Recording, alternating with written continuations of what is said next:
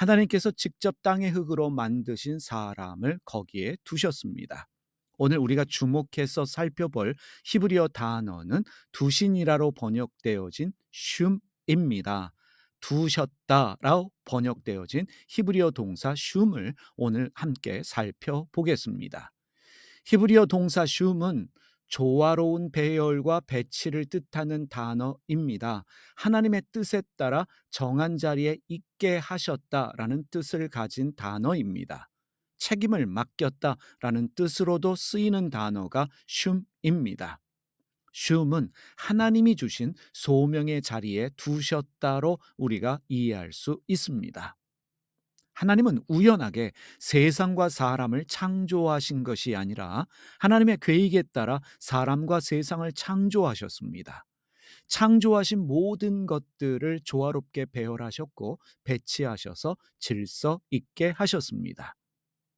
하나님은 사람을 위해 친히 노동하셨죠. 그래서 동산을 만드셨습니다. 하나님께서 친히 동방에 있는 에덴의 땅을 택하셨고 동산을 설계하셨고 디자인하셔서 만드셨다는 것을 우리가 짐작할 수 있습니다.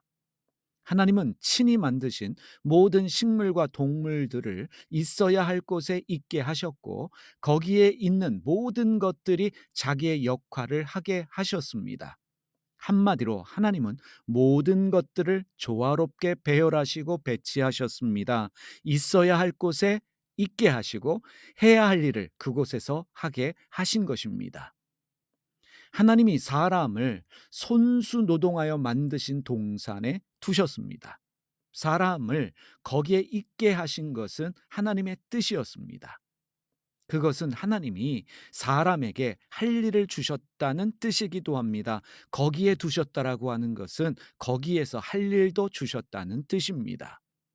사람이 동산에서 할 일이 무엇이었습니까? 하나님이 맡기신 자연과 생물을 섬기고 돌보는 일이었습니다. 그것이 사람이 해야 될 일, 하나님이 맡기신 일이었습니다. 바로 그것이 사람을 동산에 두신 이유이며 사람에게 주신 소명입니다.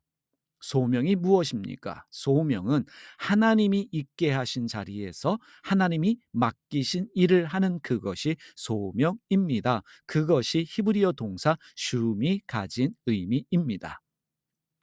하지만 사람은 자신들을 동산에 두신 하나님이 주신 소명을 망각했습니다. 그래서 뱀의 유혹에 넘어가 하나님이 되려고 했습니다.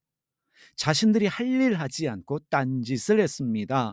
사람이 어디에서 문제가 생깁니까? 하나님이 나에게 주신 일을 잊어버리고 딴짓할 때 사람은 문제가 생깁니다. 딴짓한 사람은 어떻게 되었습니까?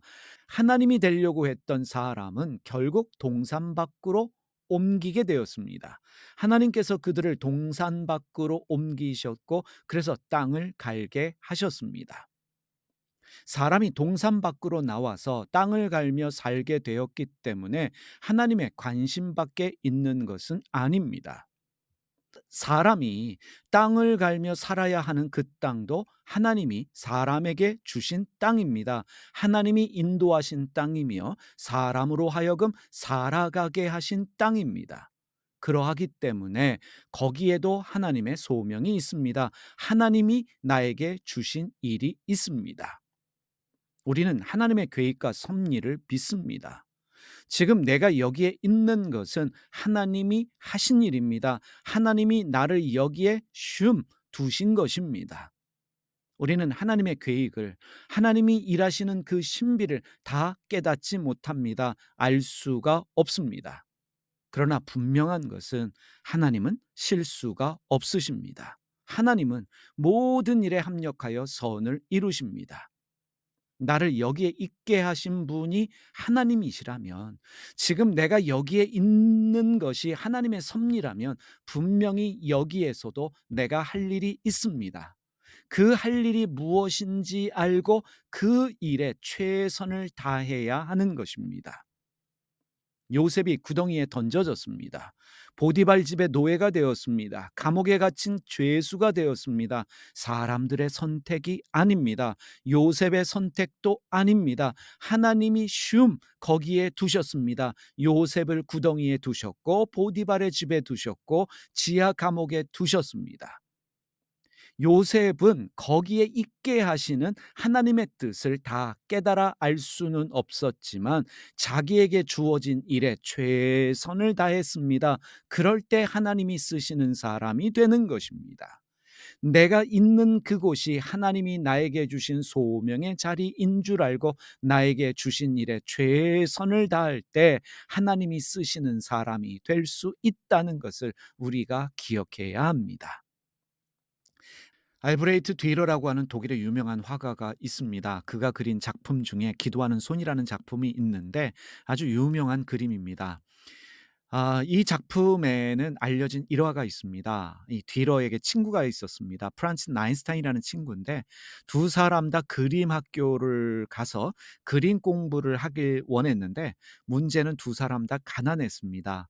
가난해서 미술 학교를 갈 수 없었기 때문에 두 사람이 이런 결정을 내려요. 제비를 뽑아서 제비 뽑는 친구가 돈을 벌어 먼저 한 친구의 미술 학교 학비를 도와주면 그다음에 미술 학교를 졸업한 친구가 일하면서 다른 친구의 학비를 돕기로 그렇게 결정했습니다.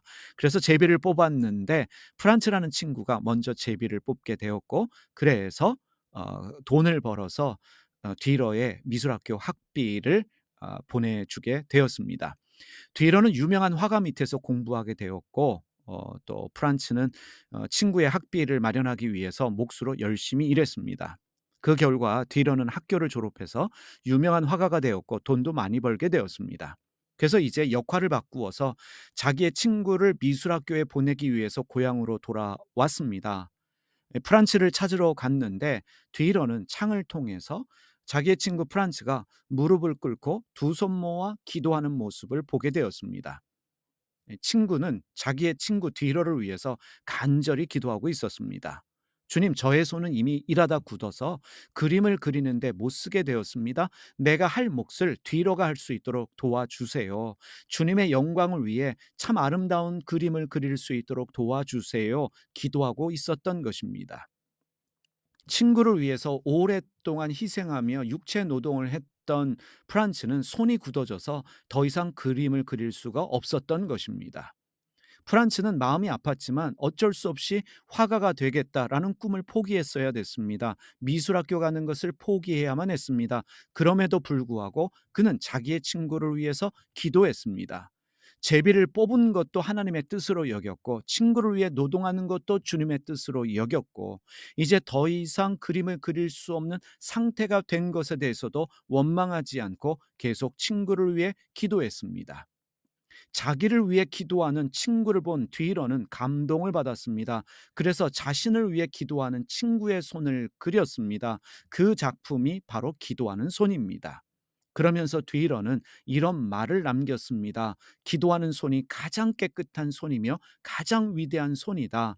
기도하는 자리가 가장 큰 자리이며 가장 높은 자리이다.